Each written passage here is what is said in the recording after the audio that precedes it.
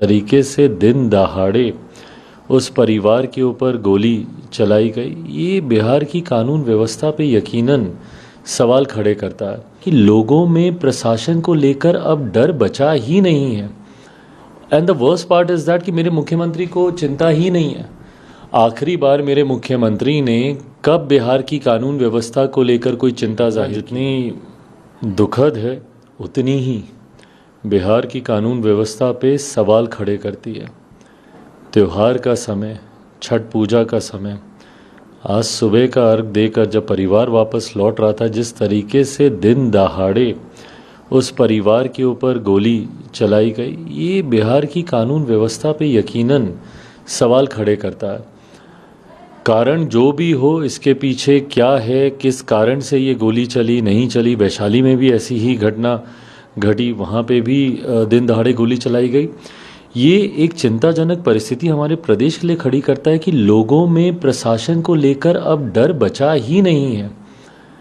त्योहार में दिन दहाड़े लोग खुलेआम गोली चला रहे हैं, इसका मतलब उनको इस बात का तो डर ही नहीं है कि कल को हमारे ऊपर कोई कार्रवाई होगी या हम पकड़े जाएंगे। और ये घटना जितनी आम होती जा रही है, गोली चलाने की, लोगों की हत्या करने की, तो ये प्रमाणित करता है कि बिहार में कम से कम कानून का डर तो अब किसी को नहीं। अगर कानून का डर होता तो इस तरीके से दिन दहाड़े खुलेआम कोई ऐसे गोली नहीं चलाता। पर यह दर्शाता है कि कानून व्यवस्था ना सिर्फ बिहार में पूरी तरीके से चौपट हो गई है, बल्कि यहाँ पे अब अपराधियों का एक शासन यहाँ पर कायम हो गया। बहरहाल मैं उम्मीद करता हूँ कि इसकी जांच हो, कार्रवाई होनी चाहिए, जो भी दोषी हैं उनके ऊपर कार्रवाई होनी चाहिए। पर सबसे पहले इसकी जांच होनी चाहिए कि भैया कहाँ से पिस्टल आई, कहाँ खुलेआम ऐसी गोलियां चली, और जो भी दोषी हों कड़ी कार्रवाई उसके ऊपर होनी चाहिए। बिहार में लॉ एंड ऑर्डर फेलियर हो गया भाई, एब्सोल्यूट फेलियर हो गया बिहार में। And the worst part is that कि मेरे मुख्यमंत्री को चिंता ही नहीं है।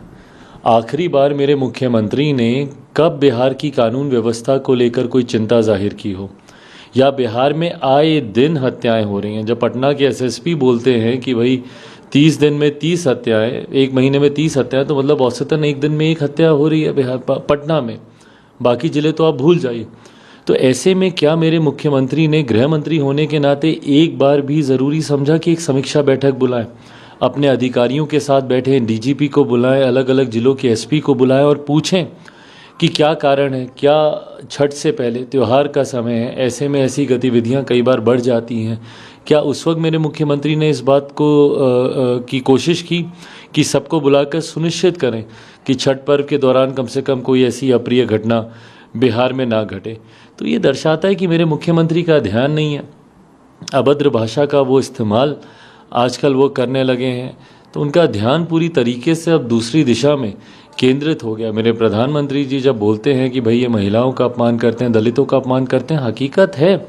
इसके अलावा मेरे मुख्यमंत्री के पास और कोई काम ही नहीं बचा। सिर्फ दूसरे को कैसे नीचा दिखाना, भले वो महिलाएं हों उनको कैसे शर्मसार करना, या कोई अनुसूचित जाति जनजाति वर्ग से आने वाला, भले उनका सीनियर ही क्यों ना हो, पूर्व मुख्यमंत्री क्यों ना हो, उनको कैसे अपमानित किया जाए। मेरे मुख्यमंत्री का ध्यान इस दिशा में केंद्रित है। उनके पास फुर्सत ही नहीं है कि बिहार और बिहारियों की सुरक्षा की कम से कम चिंता करें। अगर चिंता होती तो एक बार तो जाते। भाई, दरोगा थे वो, जिनकी बालू माफियाओं ने, जिन्होंने मिलकर उनकी हत्या कर दी, एक बार जाते, उनके परिवार से मिलते, उनको ढाढ़स बनाते। भाई, आप ही के विभाग से वो आते, उस विभाग की जिम्मेदारी आपके पास है। तो ये दर्शाता है कि बिहारियों को के लिए मेरे मुख्यमंत्री के पास ना समय है ना चिंता है।